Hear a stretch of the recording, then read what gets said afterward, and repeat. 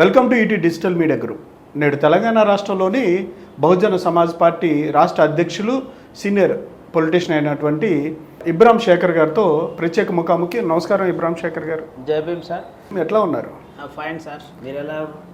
బాగున్నారు. ఎలా ఉంది బీఎస్పీ రాష్ట్ర అధ్యక్షుడిగా మీరు పదవి చేపట్టి 6 నుంచి 7 నెలల మధ్యకాలం అవుతుంది.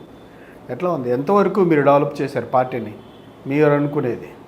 బీఎస్పీ పార్టీ అంటేనే ఒక ఛాలెంజ్ సార్. అంటే సమాజం అంతా ఒకవైపు వెళ్తుంటే ఆ సమాజాన్ని కంట్రోల్ చేసి అభివృద్ధి వైపు తీసుకెళ్లాల్సి వస్తుంది. అంటే సామాజిక ఆర్థిక అభివృద్ధి వైపు దాన్ని తీసుకోవాల్సి వస్తుంది. కాబట్టి BSP is nothing but challenge work. ఆ ఛాలెంజ్ని సక్సెస్ఫుల్గా కంప్లీట్ చేస్తున్నారా? మీకు ప్రోగ్రెస్ ఏమనిపిస్తుంది? ఎందుకు సక్సెస్ కాలేమండి? ఇప్పుడు సమాజంలో చాలా ఎగ్జాంపుల్స్ ఉన్నాయి. నిజాయితీగా చిత్తశుద్ధితో ఏ అంశం మీద మనమైతే పని చేస్తున్నామో ఆ అంశం మీద పూర్తి అవగాహన ఉండి ఆ అంశాన్ని డెవలప్ కాకుండా ప్రయత్నం చేసేటోళ్లకు మనం లొంగకుండా నిజాయితీతో చిత్తశుద్ధితో మనం చేయగలిగితే సక్సెస్ 100% అవుతుంది. ఎందుకు చాలా ఎగ్జాంపుల్స్ ఉన్నాయి కదా అట్లా. కానీ ఇవాళ మీరు చెప్తుంది సక్సెస్ అవుతామని చెప్తున్నారు మాటల వరకు. కానీ మొన్న జరిగిన లోకల్ బాడీ ఎలక్షన్స్లో మీ ఓట్ షేర్ చూసుకున్నా, మీరు గెలిచిన అభ్యర్థులు చూసుకున్నా దానికి చాలా భిన్నంగా ఎక్కడో చాలా దూరంగా ఉన్నట్టున్నారు. అంటే అక్కడి నుంచి మొదలు పెడుతున్నారు పునర్నిర్మాణ ప్రక్రియ అనేది. ఏంటి మీ ఓట్లు ఒకసారి లోకల్ బాడీ ఎలక్షన్స్ చూసుకుంటే ఏమనిపించింది? వాస్తవానికి ఏం సార్ అంటే మీరు అన్నది వాస్తవమే అయినప్పటికీ దాన్ని మనం కొట్టిపాడేసే పరిస్థితి అయితే లేదు. ఎందుకు ఆ మాట అని అంటున్నంటే, లాస్ట్ ఉమ్మడి ఆంధ్రప్రదేశ్ నుంచి తెలంగాణ విడిపోయిన తర్వాత బీఎస్పీ పార్టీకి లోకల్ సింబల్ లేకుండా పోయింది.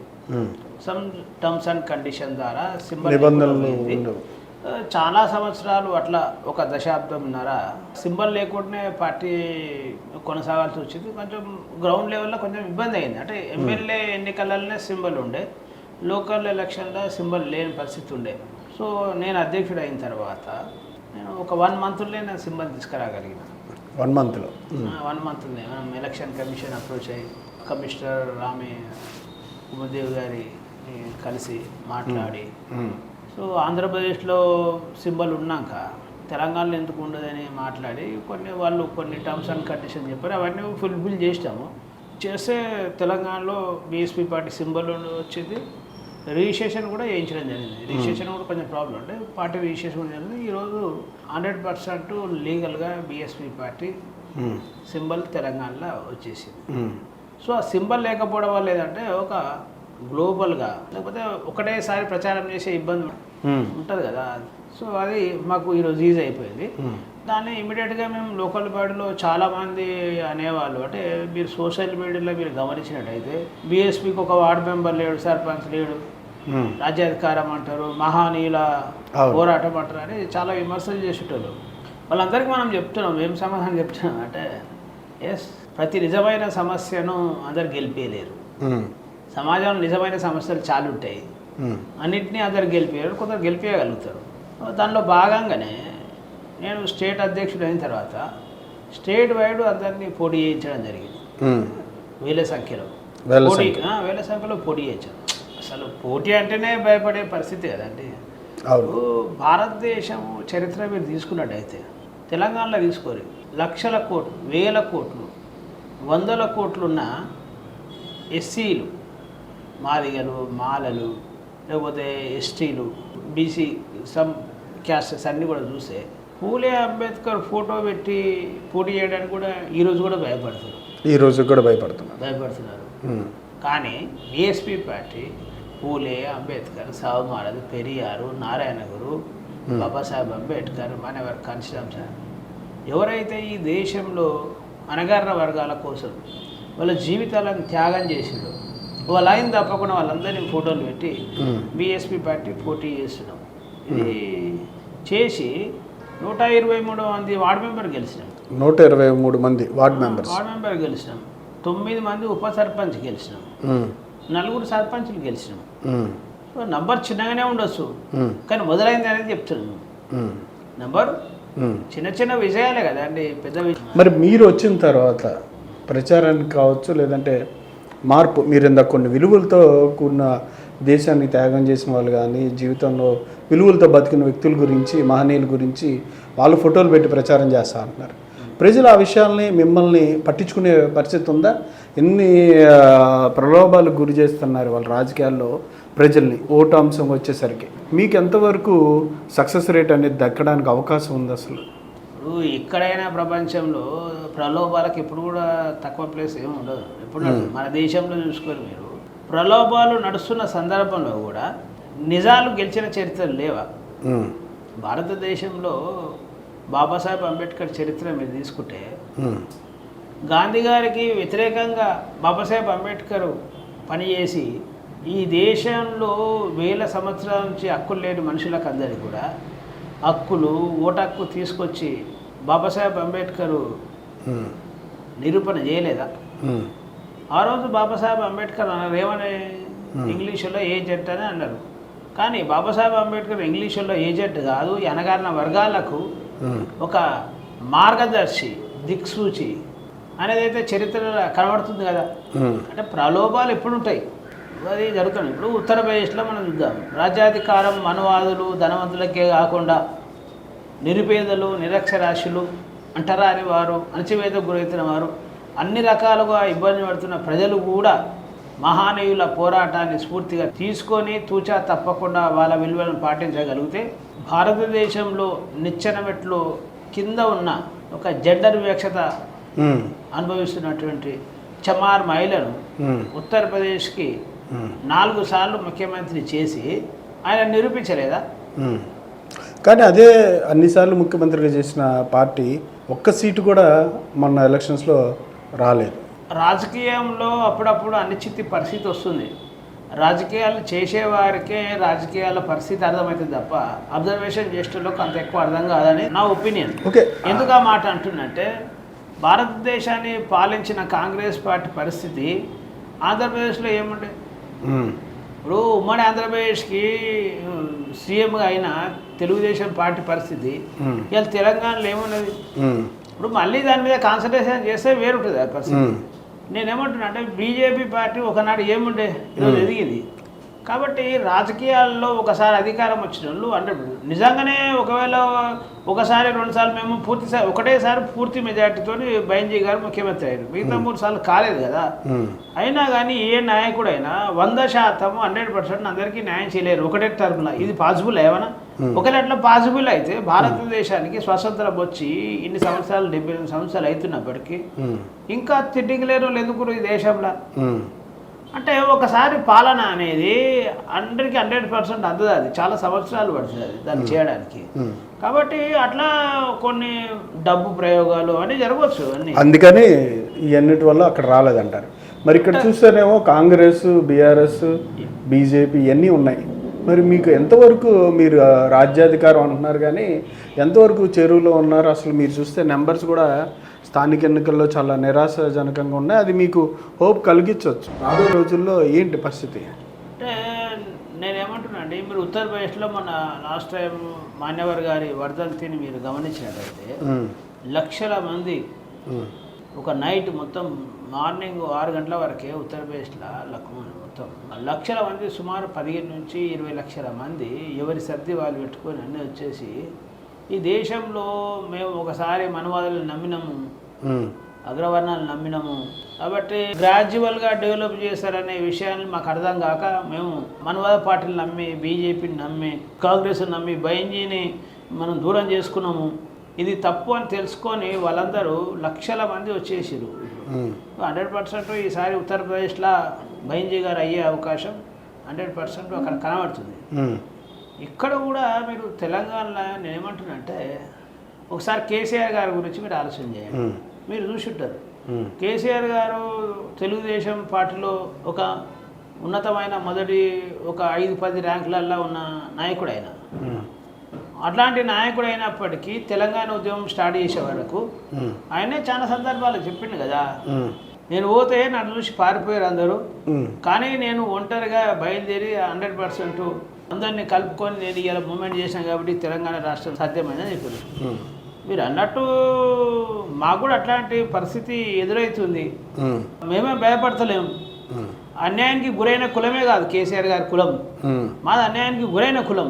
ఆయన చెప్తే ఆయన ఊహించి చెప్పాల్సి వస్తుంది, మేము అనుభవించి చెప్తాం మా వాళ్ళకు. కాబట్టి మనల్ని అర్థం చేసుకుంటారు. అంటే ఆంధ్రప్రదేశ్ నుంచి తెలంగాణ రాష్ట్రాన్ని సాధించుకుంది బహుజనులే కదా. బహుజనులు బతక తెలపకపోతే తెలంగాణ రాష్ట్రం వచ్చేది కాదు కదా. కాబట్టి ఆంధ్రప్రదేశ్ నుంచి తెలంగాణ సాధించుకున్న బహుజనులము, బహుజనుల కోసం బహుజన రాజ్యాన్ని మేము సాధించుకోలేమా? సాధ్యమవుతుంది అట్లా. బహుజనుల సంఖ్య మీ పార్టీలో ఎంతవరకు పెరిగింది? మిగతా పార్టీల్లో ఎస్సీ ఎస్టీ బహుజనులు వాళ్ళు అక్కడే ఉండి పదవులు అనిపించడం, లేకపోతే వాళ్ళు ఆ పద్ధతి మేము బీసీలకు ఇచ్చేస్తున్నాం, ఎస్సీలకు ఇచ్చేస్తున్నాం, ఈ రకమైన స్టేట్మెంట్లతో కాలం వెళ్ళదీస్తున్నారు. కానీ మీరు అనుకున్న సంఖ్య మాత్రం అక్కడే ఉంటున్నారు ఆ పార్టీలోనే. మీ పార్టీకి వచ్చి సభ్యత్వం తీసుకోవడం, పనిచేయడం అనేది జరగట్లే. మరి ఈ అంశం మీద దృష్టి పెట్టారా? పెడుతున్నామండి, పెట్టాము కూడా. మీకు దానిలో కూడా విషయం చెప్తున్నాం. మీరు అడిగిన ప్రశ్నకు మేము స్టేట్లో అందరూ ఉన్న ఎస్సీ ఎస్టీ బీసీ మైనార్టీలు కూడా చెప్తున్నాం, అన్ని వర్గాల ప్రజలు కూడా చెప్తున్నాం. కాంగ్రెస్ టీఆర్ఎస్ బీజేపీ పార్టీల ఏదైతే పర్సంటేజీ ఆ వ్యక్తులు అందులో లీడర్లు అవుతారో ఆ కుటుంబాలే బాగుపడతాయి. వాళ్ళ చేతిలో వాళ్ళ కుటుంబాన్ని వాళ్ళని బాగు చేసుకునే పరిస్థితి తప్ప ఆ సమాజాన్ని బాగు చేసిన పరిస్థితి ఉందా? ఒకవేళ అట్లాంటి పరిస్థితి ఉంటే బహుజన్ సమాజ్ పార్టీ ఉండే అవసరమే లేదు కదా. ఇలా కాంగ్రెస్ పార్టీలో ఎస్సీ ఎమ్మెల్యేలు ఎంపీలు ఎస్సీ ఎస్టీలు లేకపోతే బీసీ నాయకులందరూ కూడా ఈ రాష్ట్రంలో జరుగుతున్న ఎస్సీ ప్రజలపైన ఎస్టీ ప్రజలపైన దాడుల గురించి అసెంబ్లీలో పార్లమెంట్లో వాళ్ళు మాట్లాడగలిగితే న్యాయం జరుగుతుంది కదా. మాట్లాడతలేరు అంటేనే వాళ్ళు మా పేరు మీద ఉన్న ప్రతినిధులు తప్ప వాళ్ళు మా ప్రతినిధులు కారు అనే విషయం మేము స్పష్టం చేస్తున్నాం. మీ పేరు మీద ఉన్న ప్రతినిధులే అంటే ఎస్సీ ఎస్టీ బీసీల పేరు మీద ఉన్న ప్రతినిధులే వాళ్ళు తప్ప వాళ్ళు మా ప్రజల ప్రతినిధులు కారాలు. ఈ ప్రజల ప్రతినిధి మాత్రం బీఎస్పీ పార్టీ. ఎందుకంటే ఉత్తరప్రదేశ్లో బైంజీ గారు ముఖ్యమంత్రి అయిన తర్వాత ఎన్నో లక్షల మంది మీద దాడులు అత్యాచారాలు జరిగితే మీరు భారతదేశ చరిత్ర మొత్తం కూడా చూడండి, ఏ పార్టీ కూడా ఇలా దాడులు అత్యాచారం చేసిన వాళ్ళ మీద కేసులు పెట్టి జైలుకు పంపించిన చరిత్ర కేవలం బైంజీ గారిదే. ఆమె ముఖ్యమంత్రి అయిన తర్వాత 2 నెలలనే 1,50,000 మందిని అణగారిన వర్గాలపై దాడులు చేసిన వాళ్ళను అత్యాచారం చేసిన అందరూ కూడా జైలు పంపించారు. ఈ దేశంలో కాంగ్రెస్ పార్టీ కానీ బీజేపీ పార్టీ కానీ ఇతర పార్టీలు ఏ పార్టీలో అయినా ఏ రాష్ట్రంలో అయినా పంపించిన చరిత్ర ఉందా? మరి ఇప్పుడు ఎవరు అధికారం వస్తే ఈ ప్రజలను కాపాడతారని అర్థమవుతుంది. ఈ విషయాన్ని మేము ప్రజలకు అర్థం చేయిస్తున్నాం. ఇప్పుడు day by day BSP graph పెరుగుతుంది, మీరు గమనించండి. మీరు చెప్తున్న దాని ప్రకారం చూస్తూ ఉంటే తెలంగాణలో ఈ సంఖ్య చాలా ఎక్కువ, ఎస్సీ ఎస్టీ బీసీలు ఈ సంఖ్య ఎక్కువ. కానీ ఆ సంఖ్య బీఎస్పీని ఎందుకు ఎంచుకోలేకపోతుంది? ఎగ్జాక్ట్లీ వాళ్లకు అర్థం చేయించే లీడర్షిప్ ఇంకా అందాక పోలే. ఇప్పుడు మీరు అడుగుతున్న ప్రశ్నలకు నేను సమాధానం చెప్తున్నాను. గ్రామాలలో కూడా అడుగుతున్న ప్రశ్నలకు సమాధానం చెప్పే నాయకులు తయారైనాక ఎందుకు కన్విన్స్ కారండి? ఇప్పుడు మీరు కన్విన్స్ కాకపోతే ఇది గెలవదని మేము చెప్పగలుగుతాం. ఇప్పుడు మీరు కన్విన్స్ అయ్యారు అనుకో అంటే గెలిచాను అంటే మీరు ఒక టీవీ ఇంటర్వ్యూ తీసుకోగలిగే మిమ్మల్ని మేము కన్విన్స్ చేయగలిగినప్పుడు గ్రామంలో ఉన్న మా ప్రజలను కన్విన్స్ చేయలేమా? చేయగలుగుతాం 100%. అయితే అక్కడ దాకా రీచ్ కావాలి, రీచ్ అవుతుంది ఈసారి. మీలాంటి వ్యక్తులను ఎంతమందిని తయారు చేస్తున్నారు రాష్ట్ర వ్యాప్తంగా? ఇక 100 ఉన్నారు ఇప్పుడు. ఉన్నారా?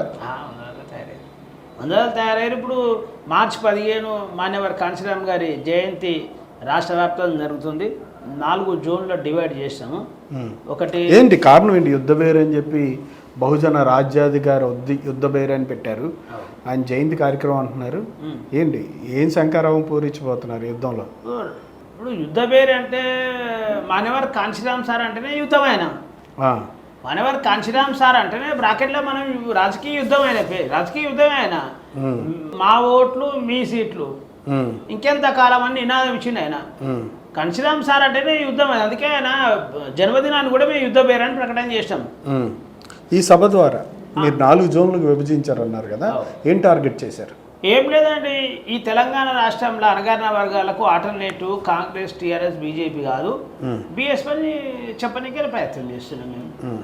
ఇప్పుడు అణగారిన వర్గాలకు సంబంధించి కొన్ని పరివాహ ప్రాంతాల్లో మూసీ నది పరివాహ ప్రాంతం కావచ్చు, ఖమ్మం కావచ్చు, కొన్ని చోట్ల ఇల్లు తొలగించే ప్రయత్నాలు చేస్తున్నారు. దానికి సంబంధించి వేరే జాగా ఇస్తున్నారు, పట్టాలు ఇస్తున్నారు ఇవన్నీ చెప్తున్నా బీఎస్పీ అక్కడెక్కడుంది?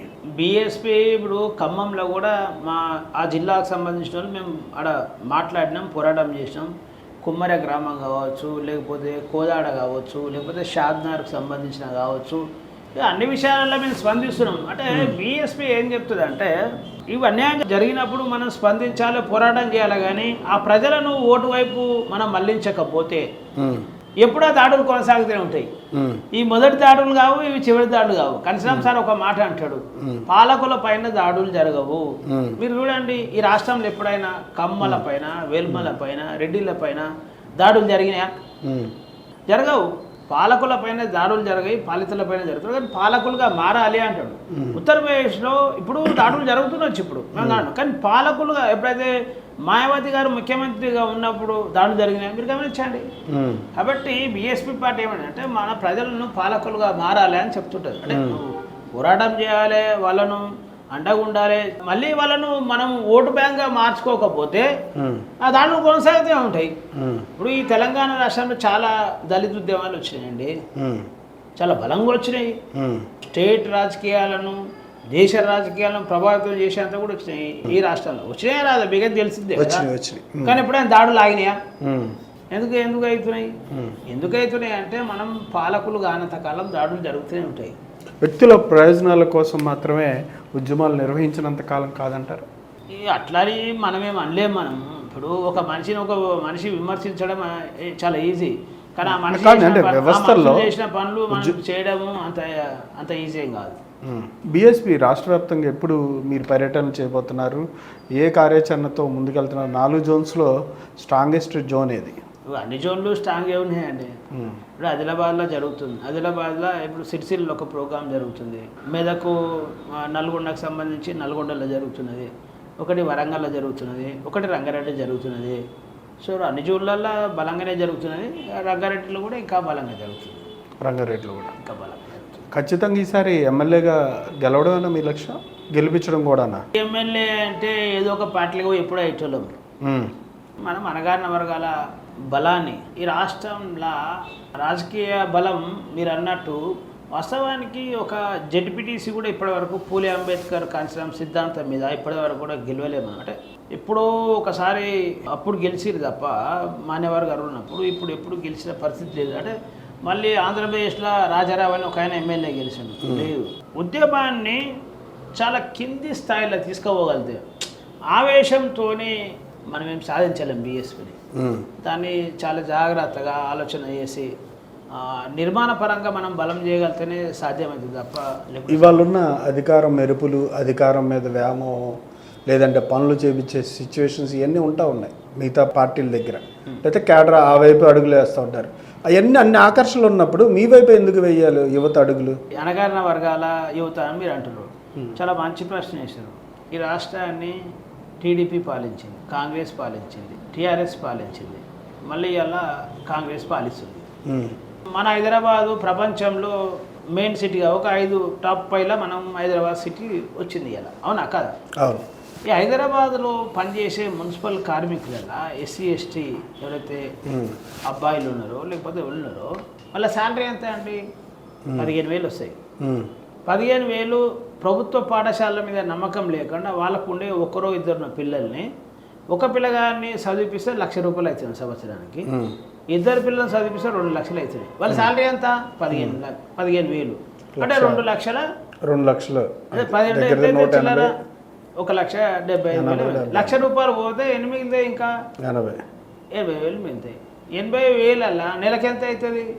6,000 7,000. అంటే నెలకు 8,000 పోతే 7,000 మిగులుతాయి. 7,000 అలా ఇంటికి కిరాయి కదా. ఇప్పుడు జిల్లాలకు వెళ్ళి వచ్చి ఇక్కడ బతకలేక ఇక్కడ వచ్చి బతుకున్నాను. ఇప్పుడు 8,000 పిల్లోడి చదువుకే పోతున్నాయి. ₹1,00,000 సంవత్సరానికి అంటే 8,000 నెలకైతే 7,000 మిగులుతాయి. 7,000 అలా కిరాయి కట్టుకోవాలి, తిండి తినాలి, పండుగలు, పబ్బాలు, ఆరోగ్యం, చుట్టాలు అంతా. మీకు విషయం తెలుసా అండి, హైదరాబాద్లో అణగారిన వర్గాలు మున్సిపల్లో పనిచేసే వాళ్ళందరూ కూడా మనస్ఫూర్తిగా 4 వారాలల్లా, నెలకు 4 వారాలు కదండి, చికెన్ తినలేకపోతారు. పిల్లలకు ముక్కలేసి చారుతో తల్లిదండ్రులు తిని పండుకునే పరిస్థితి. ఇదేనా మీ పాలన? ఎందుకు మారారండి? ఈ విషయము టీడీపీ పాలన వచ్చింది, కాంగ్రెస్ పాలన వచ్చింది, టీఆర్ఎస్ పాలన వచ్చింది, ఇప్పుడు కాంగ్రెస్ పాలన వచ్చింది. ఇన్ని పాలనలా మమ్మల్ని మీరు అభివృద్ధి చేసింది ఎంత అంటే కనీసం తల్లిదండ్రులు పిల్లలతో సహా 4 చికెన్ ముక్కలు తెలియని జీవితాన్ని ప్రసాదించారు మీరు. హైదరాబాద్లో హైటెక్ సిటీలు, ఫ్యాబ్ సిటీలు, లేకపోతే ఫ్యూచర్ సిటీలు, లేకపోతే పెద్ద పెద్ద మెట్రో లైన్లు, ఇవన్నీ ఉన్నాయి కదండి. ఇవన్నిటి వల్ల మాకేం లాభం జరుగుతుంది చెప్పండి. కానీ హరీష్ రావు గారు కూడా చెప్తా ఉన్నారు వేతన సవరణ అనేది ఎప్పుడో చేయాలి, చేయలేట్లేదు అని చెప్పి. దాంతోపాటు మేము ఆరోగ్య బీమా ఒకటి కల్పించామంటున్నారు గత ప్రభుత్వంలో. మీరు చెప్తేనేమో చూస్తూ ఉంటేనేమో సిచ్యువేషన్ ఇట్లాగా. ఇక్కడ చూస్తే గవర్నమెంట్ స్కూల్స్ పరిస్థితి ఏమో దారుణంగా ఉందని మీరు చెప్పిన దాని ప్రకారంగా అర్థమవుతుంది. అంటే ఎందుకని ప్రభుత్వ పాఠశాలని ఆ విధంగా మోడల్ స్కూల్స్లా తయారు చేయలేకపోతున్నారు? రెండోది, ఉపాధికి సంబంధించి వేతనాలు పెంచే విషయంలో బీఎస్పీ వాళ్ళని ఎందుకు పోరాటం చేయట్లేదు? Education is more important. మీరు అడిగిన ప్రశ్నలు నేను సమాధానం చెప్పాలంటే నాకు చదువు రావాలి, నేను చదువుకోవాలి, అయితే చెప్పగలుగుతా. ముందు అర్థం చేసుకోవాలి. నిజంగా సమాజ అభివృద్ధికి మూలమే చదువు. అది పేద వర్గాలకు రాకుండా చేయడానికి ప్రయత్నం చేస్తున్నారని సాక్ష్యం ఏంటంటే మీతో ఇంతకుముందు ఇంటర్వ్యూలో కూడా చెప్పాను. ఈరోజు కూడా ప్రభుత్వ పాఠశాలలో చదువుకుంటున్న అమ్మాయిలు మనస్ఫూర్తిగా మంచినీళ్ళు తాగే పరిస్థితి లేదు. మీది ఏం పాలన అండి? మా పిల్లలు మనస్ఫూర్తిగా మంచినీళ్ళు తాగలేని పాలన మీ పాలన, మీ అభివృద్ధి ఈ అభివృద్ధి.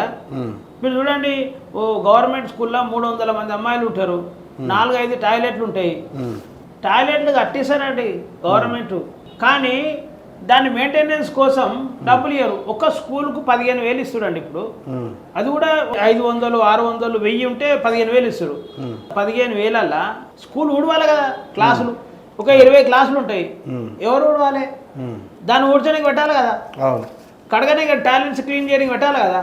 కనీసం ఒక 15-20 లేని ఎవరన్నా పని చేస్తారా అండి ఈరోజు? ఒక వాచ్మెన్ కావాలి, ఒక అటెండర్ కావాలి, ఒక క్లీనర్ కావాలి. అవునా? ముగ్గురు అయితే కావాలి కదా.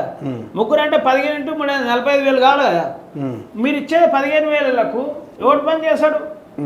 గ్రామంలో వాళ్ళ అభివృద్ధి కోసము కోట్ల రూపాయలు పెడుతున్నారు, కానీ వాళ్ళు ఆరోగ్యంగా ఉండి చదువుకోనికే 1,00,000 రూపాయలు ఇవ్వనికైతే లేదు. దీని మీద మరి పోరాటం ఎందుకు చేయట్లేదు? దీని మీద ప్రజల్లో చైతన్యం తీసుకురావడానికో లేదా ప్రశ్నించే తత్వం పెరగడానికి ఇబ్రాహిం శేఖర్ ఎప్పుడు తెలంగాణ పర్యటన చేస్తారు? ఎప్పుడు పూర్తి స్థాయిలో పోరాటం దిశగా అడుగులు పెడుతుంది? నేను సర్పంచ్ నాడు స్టార్ట్ చేసిన అండి. ఆ రోజు మనకు అంటే ఆ శక్తి సరిపోలే. కౌన్సిలర్ ఉన్నప్పుడు కూడా చేసిన, ఆ శక్తి సరిపోలే. నేను డిప్యూటీ మేయర్ ఉన్నప్పుడు కూడా నేను పోరాటం చేసిన, ఆ శక్తి కూడా సరిపోలే. కానీ బీఎస్పీ రాష్ట్ర ప్రెసిడెంట్ శక్తి సరిపోతుంది ఇది. ఎందుకంటే నేను స్టేట్ వైడ్ అవేర్నెస్ చేయగలుగుతాను. ఈరోజు మా పార్టీ స్టేట్ వైడ్గా నెట్వర్క్ ఉంది కాబట్టి 100% చేసాం. ఈ యుద్ధవేరి మహాసభలో కూడా ఈ ప్రశ్న సీఎం గారికి వేసాం 100%. కాబట్టి ఈ ప్రజలను మున్సిపల్ జీతాల మీద, ప్రభుత్వ పాద డెవలప్మెంట్గా, ప్రభుత్వ హాస్పిటల్లో మెయింటెనెన్స్ అండి ఒకసారి వెళ్ళండి తెలుస్తుంది.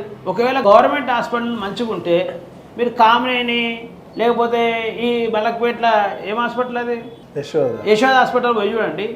పేదోళ్ళు ట్రీట్మెంట్ ఇప్పియలేక పుస్తెళ్తాళ్ళు, కమ్మలు, ఉంగరాలు అన్ని కుదబెట్టుకొని ట్రీట్మెంట్ ఇప్పించుకుంటారు. మీరు ఆడ 1 గంట సేపు 2 గంటల సేపు ఉండండి, మీకు తెలుస్తుంది. నువ్వు అదే గవర్నమెంట్ హాస్పిటల్ మంచుకుంటే ఆ పరిస్థితి అలాగ రాదు కదా. గవర్నమెంట్ నమ్మకం ఉంటే ఆడికెందుకు పోతారు? ఉన్నాయి కూడా పోతున్నాయి ఇలా. మరి మీరు ఇవన్నీ చెప్తున్నారు, చూస్తున్నారు, కల్లారా సిచ్యువేషన్స్ అన్ని గమనిస్తూ ఉన్నారు. ప్రభుత్వం చేసేది ఇంకా కల్పించాలని కొట్లాడడానికి మాట్లాడుతూ ఉన్నారు. కార్యాచరణ ఎప్పుడు చేస్తారని అడుగుతున్నా. అంటే నాకు స్టేట్ వైడ్గా మీరు ఇప్పుడు ఇన్ని విషయాలు చెప్పారు, కార్యాచరణ ఎప్పుడు బీఎస్పీది? అయితే స్టేట్ వైడ్గా నాకు చెప్పే అవకాశం, అర్థం చేయించే అవకాశం ఇంతకుముందు నాకు రాలేదు. ఇప్పుడు అదే స్టేట్ ప్రెసిడెంట్ అయ్యి నేను 6 నెలలు అవుతుందండి. 6 నెలల్లో మీరు చూడండి, చాలా సంవత్సరాల తర్వాత బైంజీ గారి బర్త్డే సంక్రాంతి నాడు వస్తుంది. సంక్రాంతి పండుగ 13, 14, 15 వస్తుంది. బైంజీ గారి బర్త్డే కూడా మాకు 15 తారీఖు ఉంటుంది, జనవరి 15. అంటే మేము జన కళ్యాణ్ దివాస్ అని, బైంజీ గారి బర్త్డేను జన కళ్యాణ్ దివాస్ అంటే పార్టీ నడవడానికి భారతదేశ వ్యాప్తంగా జన కళ్యాణ్ దివాస్గా తీసుకొని మేము ఆర్గనైజ్ చేస్తుంటాం.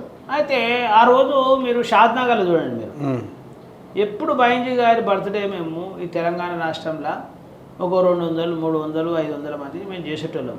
కానీ మొన్న బర్త్డే నాడు మాత్రం క్యాడర్లో డిస్కస్ చేసినాం. మనకు సంక్రాంతి ముఖ్యమా, బైంజీ బర్త్డే ముఖ్యమా? బైంజీ బర్త్డే అంటే సామాజిక పరివర్తన, సంక్రాంతి పండుగ తినుడు తాగుడు చేసుడు. ఏది మన బీఎస్పీ పార్టీ లక్ష్యం ఏంటి, మన ఆలోచన ఏంది? కాబట్టి అంటే చెప్తే మనం బైంజీ బర్త్డే మనం ఘనంగా చేయాలి.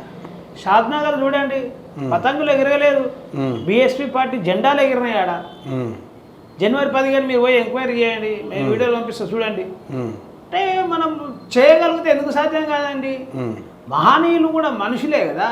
పూలే, అంబేద్కర్, సావుమారి పెరిగారు, నారాయణుడు, మానేవారు కాన్శీరామ్, మా నాయకురాలు బయన్ కుమారి, మాయావతి గారు, అందరు మానవులే.